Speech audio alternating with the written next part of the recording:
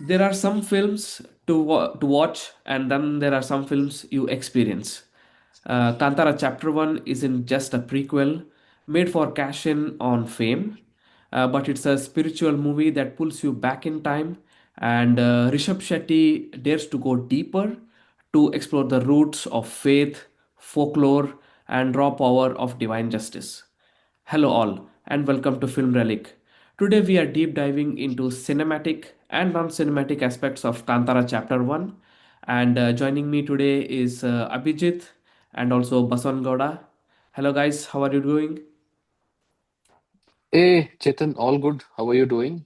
Good, good. Congratulations on your YouTube channel. Very good reviews that you bring week on some good and important movies. So great work. Thank you, thank you. Yeah, hi. Hi, hi. Okay, so starting, I'll just take an opinion on how the movie felt for you guys.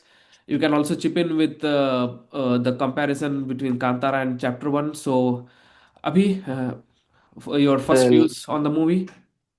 okay. So, see, when Kantara, the first part had come in, there was a lot of freshness to what it kind of brought in. I mean, the story was something that was there. I think many other films also have similar stories of greed and about what belongs to whom and multiple parties trying to gain control over it. But the whole religious and the folklore and what the belief of those people and how it transformed into ultimately saving them, and Rishab Shetty's amazing performance in the climax was what was amazing, and it was something which nobody expected, right? So there was a lot of freshness. Uh, uh, Whenever they were attempting a Kantara prequel or sequel, whatever you want to call it, I think the biggest risk that they were taking is that those beats were already known to people. But despite that, how is it that they can still, with some good research and all that, they could still make it an entertaining watch? I feel that uh, it was not that successful in terms of making it as amazing as the first movie was. But one credit, something where I feel that Rishabh Shetty deserves credit is he made sure that the budget of the movie was something that you could see on screen, right? Whether it was the production values, whether it was the cinematography, whether it was everything that he did with how Kantara Chapter 1 looked, right? So, in a nutshell, it is a good film compared to Kantara, the first one, which was, I think, on the borderline of almost a classic that we have seen from the many movies that are coming from Kannada film industry these days. Yeah, so that's my first take, Chetan. Thank you. Gowda, your opinion? Yeah, it's not very fair to compare it with Kantara. It's a different movie. It's another movie. So if we keep comparing with Kantara, then let's go compare with Sarkari. Then Sarkari is another level. So it's not a comparison of Rishab's work. I think it's just better to focus on Kantara Chapter One itself, because we've seen other movies of this scale made in Kannada. They were not this good. They were like really much more commercial than Kantara Chapter 1. Kantara Chapter 1, uh, yeah, I mean, it is not very fresh because some people they got used to they saw the world of Kantara in the first Kantara, and then they got bored. Like some people get bored really quickly, so maybe they got bored. But this is an attempt to actually go deeper. Like if you see, they've shown all forms of guliga. It's not one guliga. There are like 10 different guligas are there. So then, likewise, like they tried to go deeper. It's also I also felt like it was educative, not just an entertaining movie. It is entertaining, but at the same time, there's a lot to know about, because if you have not grown up in Karavali region, so there is a lot more. There's a lot more left to learn. Because see, you want surprise element. Nobody expected Chamundi. I don't think anybody expected Chamundi to come there. Yeah, I So mean, yeah, yeah, that was like a masterstroke at the end. Yeah. Yeah, so yeah, I mean it's there like it's a really good movie. It expands on what started with Kantara. Kantara was easy to connect because it is normal people. So this is a different world. So these characters are not normal people. It's a different world. Yeah, if you ask me, like it's a really good movie. I mean, Mm. it's it is really good, but I Yeah. don't want to compare it with Kantara. See, I mean, just to add to what Gada is saying, you cannot, for example, call it Kantara, prequel chapter one, and not associate or not call it or not compare it with the first part, right? I mean, it is very I mean, you cannot. I mean, for me, I cannot see it as a standalone single film. It has to. It is a talk. It is something that is the story that the kid asks in the first scene itself, right? I mean, what is the story? And then there is an obvious connection cinematically, and then there's an obvious connection because it is the same story or the same script that Rishabh has written, right? See, I'm not denying that it has its moments, right? And I was for example, Goda, when you're saying that there were 10 different Godigas, for me, when he was showing that, it was like reading a Wikipedia page, right? I mean, okay, now I'm going to show this, now I'm going to show this, now I'm going to show this.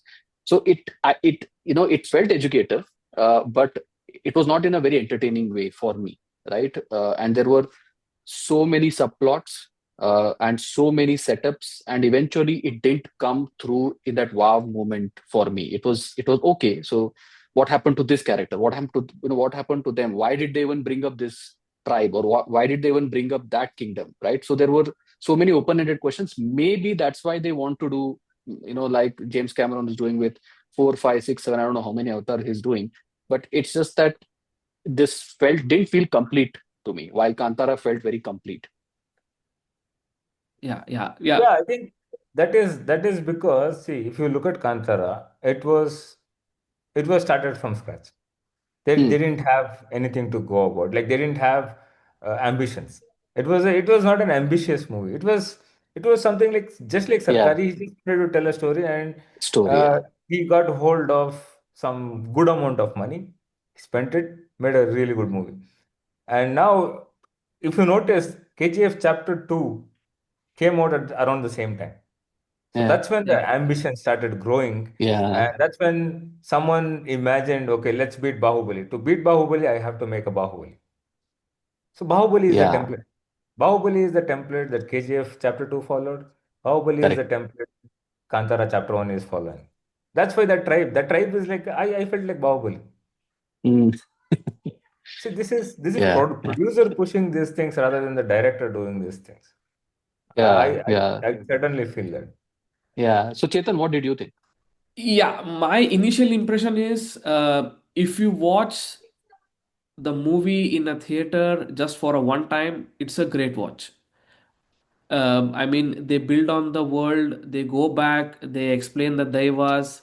The story beats are the same so that the audience are not thrown off completely like what Nolan did with Dark Knight. So, Batman Begins and Dark Knight were completely different in tonally and how they shot it and how they built up the screenplay and the story. So, there is familiarity for the commercial audience.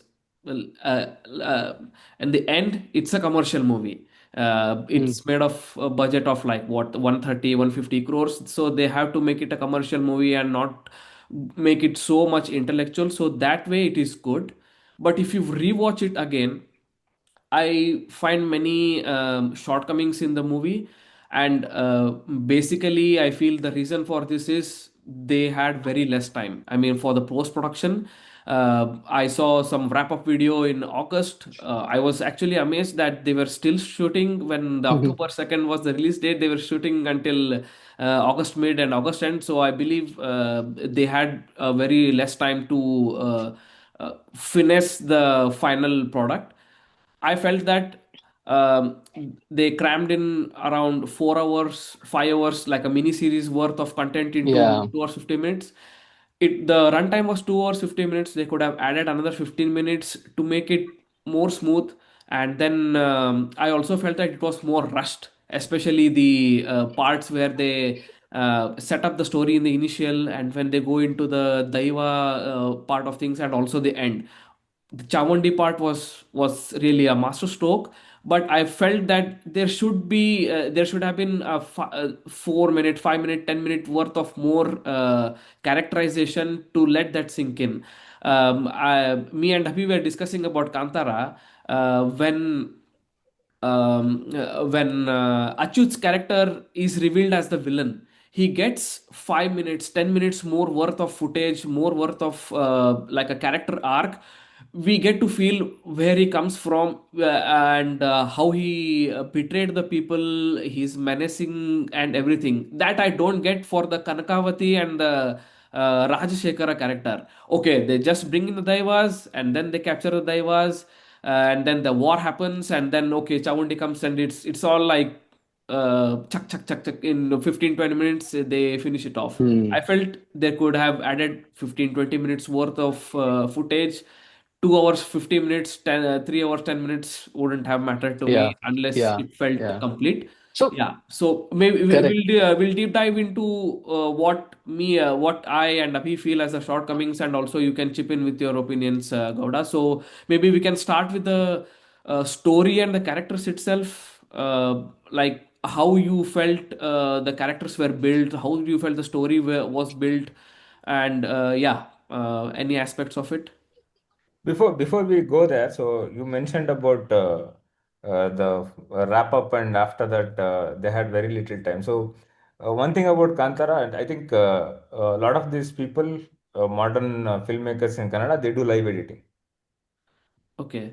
They don't wait till the wrap up for editing. They do live editing. I think they also shoot in sequence to accommodate live Hmm. editing. So that's why, like, if in those days, like, you can remove the amount of time required for editing. Editing is one of the most time-consuming parts. Other than Hmm. coloring is very uh, intense, but not very creative. Hmm. Hmm. Yeah, I Okay. mean, Okay. there are aspects of like the background music, editing. I think editing could have been much better. And I felt in some places the background music they used was the tune was not polished. So it was like they used the raw cut version of what Ajaneesh Loknath recorded and then put it into the movie, especially in the climax part. So and also some of the background music felt like the ones which they reused from the first movie, that worked well because it worked well in the first movie. So when they bought in the traditional musical instrument, the dolu tarakatase, and what they recorded in the Kantara, they used it in Kantara Chapter 1 as well. And to Ajnish's credit, he put in some rock versions as well, especially where Rishab's different turns into different forms of Goliga. There you have like a soft rock version that gives you that energetic feel. If they reuse the same track from the Kantara into the Chapter 1, it could have felt monotonous and okay, we have seen this again. But they did it with finesse there. That finesse was missing in some parts. That's what I felt. And also, yeah, uh, going through the story and characters, how did you guys feel? Was it up to the mark, and anything you wanted uh, could have been better? Hmm. So maybe I'll go first, Yeah. right? When I look at I mean, there was a reason why this film was made, which is the question that the boy asks. I think in the last film also saying what is about this place, right? That it has happened. So to answer that question, the film was kind of made. Now to establish that base, I think there was obviously a lot of research that needed to be done because we are going 1600 years, behind, and then there are so many tribes and so many kingdoms, and there was a lot of research that needed to be done. So I think I heard in some interviews that for the first 2 years, nothing happened but the research with multiple professors, PhD holders, and Karnataka University, lot of universities and professors came in and all that, which meant that Rishab Shetty had a lot of material to kind of process and digest and then convert that into a very engaging screenplay, right? Now, typically what happens, and this was an issue I found a little bit with Oppenheimer also, is there are so many characters and so many subplots and so many things that were happening, that the film was so dense, right? So if you miss a little bit, you wouldn't know, oh, why this character is coming, and what kind of happens, right? So it was very dense. Too much was happening. There were, of course, it was, like I said, it was because the reason as to why this place is like that, and the explanation to that, to justify that, there were some stories that he had to tell, and the background thing. But some of the aspects of the screenplay and the story where we thought that this was an important part of the screenplay or the story, and that is why Rishabh Shetty is showing, whether it is about a tribe, whether it is about a gift that is given by one kingdom, whether it is about a certain character, or about the fact that the whole good versus bad. Right now, Chetan, me and you were discussing that Achyut's character in the first part, he's explaining the whole story to his disabled son. Right now, that's a very amazing scene written for the for the person who's the villain, because he's explaining, why am I something which is something that I need to get in, and we feel that it is menacing. And then there are so many scenes in which he is derogatorily speaking about them, right? Although on the front, when you see, he seems to be a nice guy. I never found such hero villain moments in the part which is an essential part of the story. The good versus bad is the story, but I never felt that the bad were given enough screen presence and good story arc as the good was given in this in this film, right? So what I felt was that, because there was so much information and Rishabh had to show that, I think the whole element of a good story was then completely missed as a part of the thing, right? So I feel they could have done justice in terms of making it a much more slimmer version of it, by only introducing characters and telling stories that meant something to the movie. But because they had so much information and they wanted to fit in that information, for example, even a simple scene, if you take when they were showing the tribe, they have put in so much of detail, saying they were singing a particular song that that tribe used to sing, the arrows, the dance form, the houses that they lived, right? So much is put in that one scene, because if you just pause, you can see 10 different things that you can pick up from what happened during that era, right? Yeah. So it is very heavy for the brain to process as to what he's showing, which makes it a little difficult film to enjoy as such, and it becomes more educative, like Gauda was saying it. So those were my reservations, from purely from a story and subplots point of view. Yeah. Yeah, Gauda? Gauda, I don't think you agree with me. No, no, no. So there's something else that I felt about the character Mm-hmm. development. I think, Mm-hmm. I mean, I'm going to create a hypothesis here. So they spent a lot of Sure. time writing, defining Kulashekara. Kulashekara is the character for which they spent 80% of the time. After that, producers came and told them, let's finish, wrap up the story writing. Let's move on to filmmaking. So the rest of the movie was written in the 20% time. If you see, most well-defined character in the movie is Kulashekara, Kulashekara. Yeah. Yeah. because it is very difficult to find his flaws in his behavior throughout his existence in the movie. Yeah. Yeah. It is not flawed. Whatever is defined in the beginning, that entitled brat, that's what he Yeah. is. Yeah. So it is very well defined. If you see that the same three people who wrote this character, they can't be so bad to write other characters. It was the pressure of production. I'm Mhm. very sure it was a pressure of production. They ended up messing up everything. Like, true, I agree with you. The Kanakavati character, they should have developed the cunningness of Kanakavati parallelly. I mean, you don't reveal the cunningness Yeah. eventually. You have to reveal it eventually, but you have to develop it parallelly. But if you look at LA Confidential, like, uh, this guy, Kevin Spacey's character suddenly disappears. But there are Yeah. other characters to continue. There are Correct. other villains to continue the story. There is no such thing here. Until Kulashekara is there, you don't give prominence to other characters. Suddenly, after Kulashekara disappears, you're searching for who's the villain. It felt Yeah. like they're searching live. Who's the Yeah. villain? So Very, very interesting point. I mean, I thought very similar about Gulal, Anurag Kashyap's Gulal, because in the interval when the main character, I forget his name, he's Aditya shot. Srivastav. No, no, and he shoots Abhimanyu Singh, right? The Abhimanyu Singh, yeah, yeah, yeah. so he and then Rajasa. Rajasa, Yeah, and then it that is, I mean, like, what next? And then, like, Gowda says, the next half of Gulal, they're still searching. Okay, what should we do with this film? Because now the main important and the amazingly written character is gone, right? So, excellent point. I think Kulasekara's character, and I read somebody that people thought when Kulasekara was killed, the movie was done, yeah. but then it still continued. That's what Continued. I was reading, right? So, very apt point that the character arc for other characters was not very well defined, Yeah, according to me. one kudos to Rishabh and his writing team is we are fed so much of garbage in the name of commercial cinemas in sequels and prequels that the characterization is completely missing. I can easily correlate it to Kanguva. I don't know if you guys saw that movie, Surya's movie.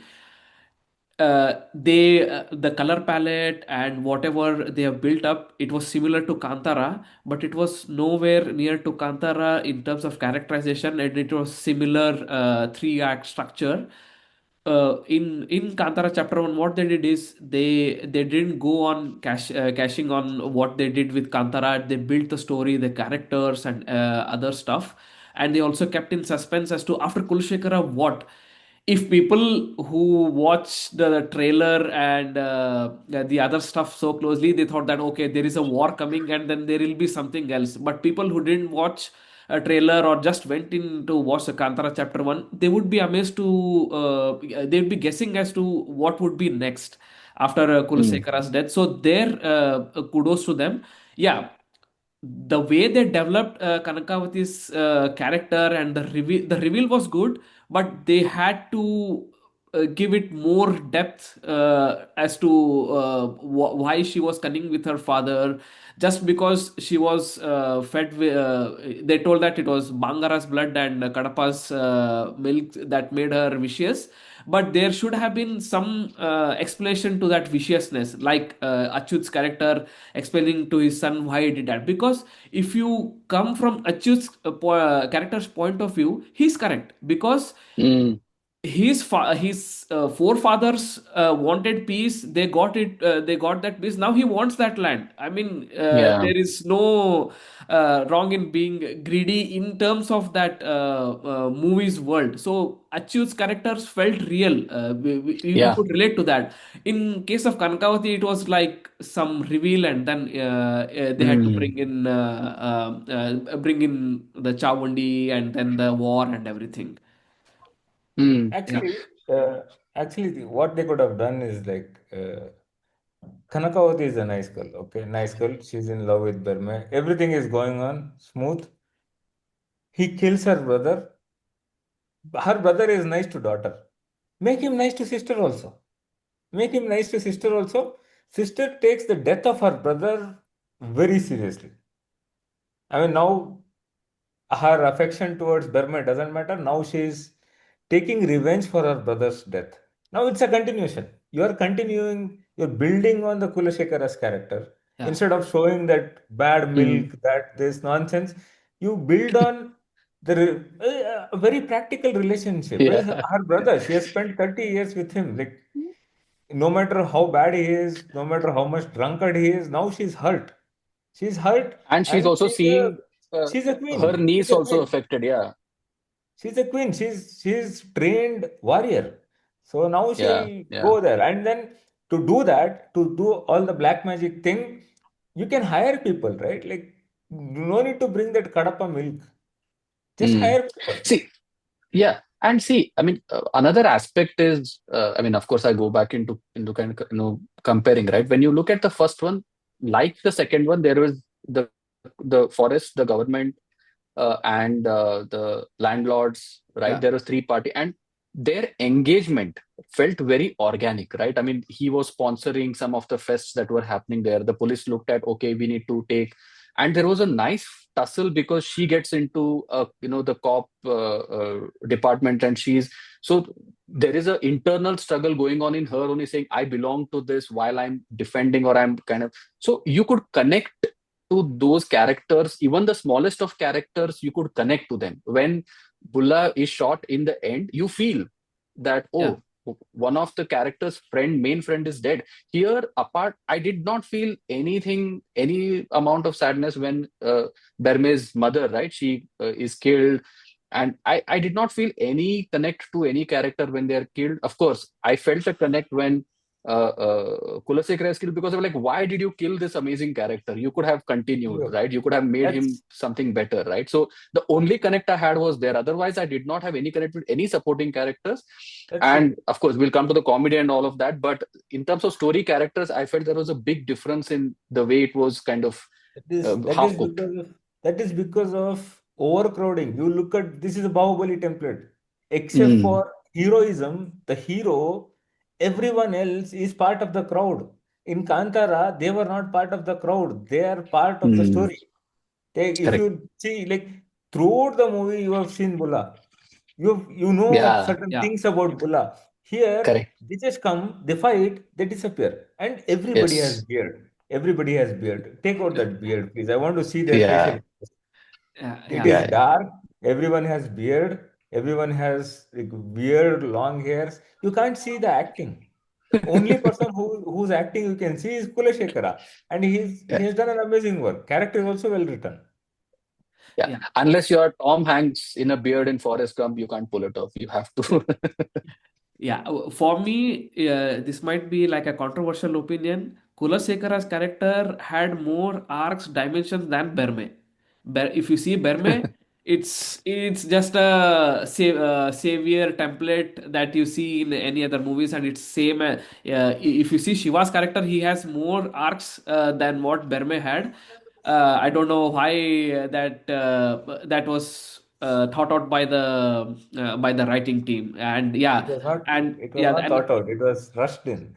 They wrote only Kulashekara. No, yeah, I yeah, mean, yeah, see, I and think, I mean, you see, it's not just Kulasekara's character. The way Gulshan played it with his exactly, dialogues and his known, like, I don't care attitude, where he takes when that guru is coming to put tika, he'll just say, okay, now I want to bless you, so go.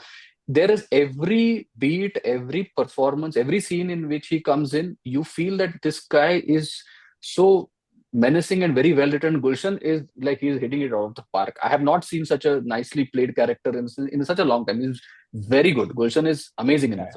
Yeah. yeah, but yeah, And I also think the dialogue delivery, Gulshan's dialogue delivery is amazing. It amazing. Yeah, is Amazing. it yeah, Yeah, is yeah. very natural, amazing. Yes. No, Yes. nobody else has pulled that out in that Yeah, movie. yeah, yeah. yeah. Yeah, yeah. And yeah, what Abhi said, Gulshan acted it really well. He brought in mannerisms that made him like a carefree, drunk, and he doesn't think through. I could relate his performance to what the Hans Landa character did in Inglorious Bastards. If you see in the first 10 minutes, the first stretch, uh, the Hans Landa characters comes in. He's cool. He just drinks milk, takes some notes here, and then he gets into that menacing part. He knows that the Jew characters are hiding beneath. He entices the farmer, and then that shootout happens. The whole massacre scene in the second half, where Kulasekara goes in, gave me that impression that okay, Kulasekara now wants to achieve anything, but with an unhingedness. Mm, He's not understanding what will be the consequences of his actions. So that's what yeah. made Kulasekara the great No, character. very interesting part where I was, observing when he goes to the forest to attack them. He says that they're all sleeping and we are not going to do this unless we warn them that we have Yeah, come. Right? We are not yeah, going to be cowards and attack them, right? So it's a very subtle thing that despite him being just going and attacking, he also says that let us give them some warning, and that is very, very, what's the word? It is not something which he does it out of goodwill. he's just saying that, okay, let's give them warning and let's start. And because immediately after they kind of blow the trumpet, they start shooting the arrows, right? So I feel, again, I mean, let's not stretch the whole Kulasekara thing, but I think bottom line is Kulasekara shouldn't have kind of, even if he had met that kind of end, they should have used that death to trigger the next part of the story, which is the problem with this thing, is that the story doesn't hold on its own, and the characters are not very well written. Yeah, yeah, yeah. And how did you feel about the flow of the story? When they start off with the guy explaining to the kid about the Daivas, and then the backstory of the Rajasekara, and then how it segues into the other parts of the movie. How did you feel that? Okay, so maybe I'll go again. See, I mean, the one of the main reasons why I loved first part is because they are going back into some part of history and then coming back to the present, right? I mean, that was a template that was also very well used in Da Vinci Code, where when Langdon is explaining about those things, they bring in images of the era that has gone by, and he attaches that with the modern day England, and what is happening in that museum. So it gives you a sense that something is connecting between this world and that world, right? So I felt that in the second part, and I did discuss it with you, Chetan, is that once the first scene is done where the guy is asking questions, it is completely 1600 years back. They are at any point of time during the interval also, they don't come back to the present scenario and say, oh, so this all happened, now what happens next? So they should have built some sort of connection between the current village where this story is being told to what has happened 1600 years ago. So that was one aspect where I felt that the flow was not very well defined. And the second thing that I was telling you is that in the first movie, whenever they show the the animal, right, which is meaning, or that area, right, they have given 5 to 10 seconds for the people who are watching it to believe, Absorb. oh, there is some connection, that he's yet to understand why is he seeing all of these images, right? What is the connect between them? In this movie, in the first narration itself, they tell that these ganas have come, and those are those two ganas. So if even if you show me the tiger's face in the middle, I know it is a gana, so it has the relevance. There is no why are they showing this and how it connects in the end. That setup and that eventual reveal didn't work at all, because there was no reveal. It's just that we always knew it was the tiger, because they show that tiger circling the baby, right? So the wow elements in the story as it progresses were not there at all for me to be a very gripping narration. Because what happens when you enjoy the film the most is when those little pieces of information collectively come together to reveal something very grand, which happened in the first part, which never happened in the second part. So the flow is where this is where I had the problem with the flow of the story. Okay. Yeah, Gauda, for what is me thinking? though, since it was rushed, they had too much of content. They have shot. They had to include in the movie. There was no time to absorb what was going on. If you see in the first movie, when there is a segment where the forest official guys and dig up the village, and after that Shiva has the fight, and he starts to put in the mud where the trench was there. In just like 2 or 3 seconds they show that rock where Shiva's Trishul was marked, and you had time to observe. Here it's just like in one Yeah, second there is an animal and then you go back. So go there was back. Yeah, no time to absorb. They could have stayed in like 2 or 3 seconds to make us feel okay. Okay, the tiger is there, the varaha is there, the bulls are there, and then the connection going back to the daiva and the well itself. Maybe they will touch upon this in the subsequent parts. But the well itself, it's like a fireball came and then the well was created. That is okay, and it's bang in the middle of the tribe, so it was made for, like, I thought it was for convenience. Yeah, and for me that the whole interval portion where he goes to the Kadapa, they have a fight and the tiger saves them. That didn't work for me. Actually, the Kulasekara dying part could have been the intermission, so they could have got much more time to develop the Kanakavati character and then the final Chamundi reveal. So the story was too Mm. much crammed, and then yeah, the comedic part, it didn't work for me. Yeah, yeah. They what they did was they wanted to show the world, the structures and how the kingdom was working through that segment of that action set piece, but that wire work, that action didn't work for me. I felt that what they did with the Brahma Kalasha song, where the Daivas were coming, and then they had to pacify the Daiva, and then they had to, could have been done not in a song, but could have a song plus some other portion that could have given it much more gravitas as to what the Dai felt to the tribes as to the people, because we only see the Daiva affecting the tribals in a very detailed sense, but for the kingdom, for Rajashekara and Kankavati, what the Daiva felt, how important it was and also the Kadamba part, they were just like an airdrop there to, oh, he's from Kadamba dynasty or he's come here, that's it. Okay, what the Kadambas felt about how the Bangla kingdom massacred the tribal people, what Kadambas felt about it, and what going on, they could have built it much more. That's what I felt Yeah. the story was. Yeah. So you both want a mini series or a full proper series by Rishabh Shetty on this topic. So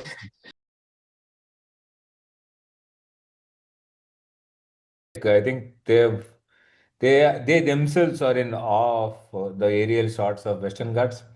So they just want to keep dropping aerial shots of Western Yeah, Ghats again yeah. and again. I know it is beautiful. We are all from there, so we all know how beautiful it is to look at, but that's not necessary. Once you put the characters in there, you could have stopped doing that again and again. And also the like Abhijit noticed some time ago, he mentioned that there are so many artifacts present in the screen that you have to pause and digest all those things. And this is something I have seen in a lot of Kannada movies, which are period movies, in modern period movies. They work so much on these props. They work a lot on these props that they forget that story is more important than props. So, I mean, it's okay if you miss one or two props. Like water bottle was nice. That whole water can thing was nice. He used to work as a water can supplier, and now he dropped a water can in his biggest movie. That is that is amazing. That's still okay. Good one, good But one. spending so much time and energy on these things, but not on the story. So that Mm. is like there was a mismatch. There's a huge impedance mismatch on what is important, what is not important, and the camera keeps moving. I don't. Oh, yeah. I I, Yeah, I yeah. I mean it doesn't let you hold on to characters. I mean Yes, Yeah, even the original Kantara, if you see, this is Arvind Kashyap's problem. Even if you look at original Kantara, camera is moving always. correct. Camera is moving. The screenplay is written in such a way that it is, even though it is moving, there are only two people talking to each other, so you're not Yeah, distracted from those things. So it was correct. screenplay saving you from Arvind Kashyap's camera movement. If you look at, I mean, there are, I mean, if you look at Garuda Gamana, camera stays still. yeah, When the Yeah. character is yeah. digesting something, camera is still. It's just Yes, there. it's a good point. And yesterday we were discussing, I think, about this Gouda, is that in Kantara 1 also, before the fight begins, he comes into the house and he takes the servings and he starts eating. It's a two person in conversation while his wife is just looking at what they are talking. There also, there was a lot of camera movement that keeps happening. Uh, But what I felt was, in Garuda Gamana, you mentioned, right? And we were describing the scene where he goes to get the money from the bar owner. And there is one long shot where the bar owner is just holding the gun and telling him, who do you think you are, and all that. And that gave the tension. What is going to happen next? What is Raj Shetty going to come and do to this character, right? So, and, you know, such moments are very important for the action to justify that, saying this was the tension that was created amongst the two characters, and the action justifies it.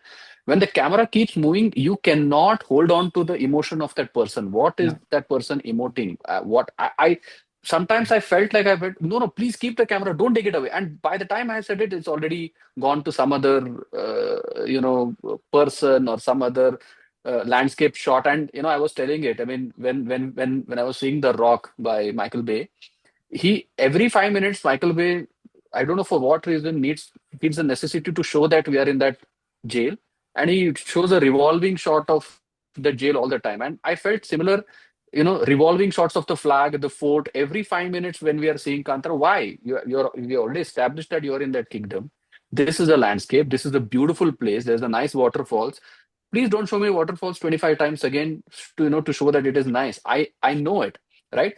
There was actually one shot which I loved, is when they kind of catch the Maya Kara, right? He's Ah, sitting on a stone fishing, and they drag him. That was a beautiful shot. I don't know, how they found that location, but that Yeah, was a shot that it's was a pretty worth popular location. location. I think, Gauda, you know about it, right? Yeah. Yeah. So I think that was very nice. But yeah, again, in terms of how the impact of cinema, good cinema, is through long, very well written scenes amongst two important characters. I mean, I really wanted a long scene between Kulasekara and Verme, right? A very nice, well written scene between those two, because they are the opposite ends of how those characters are. But I didn't get to see one. There was no long I'll tell written. you, that is probably because, see, they didn't get time to develop Burma, and also Burma is not good enough to hold a conversation. Burma's character itself is incapable of holding a conversation. yeah. Actually, that is very clearly told. It is not capable of holding a conversation. I mean, he No, struggles God. when he uses words like he says something, right, like, well, this is the historic decision. Uh, Aitihasika Nirdara. That word Aitahasika itself Nirnaya. is so new for the New. tribe. I mean, they're Correct. incapable of holding See, but conversations. see, but That is when he comes in, that is how the when they character is. no, but when they come back, they are he says, like, you have come to see us. You think we shouldn't come to see you, right? I mean, he has content, he has lines to say, and he has feelings that are saying. But I mean, when he's confronting the Raja, again the camera angles, right? Why do you have to show the whole Sabhe so many times when there are two characters talking? I, I don't know. I felt, and see, even, I mean, the king's character also was. I sometimes it is strong, sometimes it is weak. Why does he behave in a certain way with the son like that?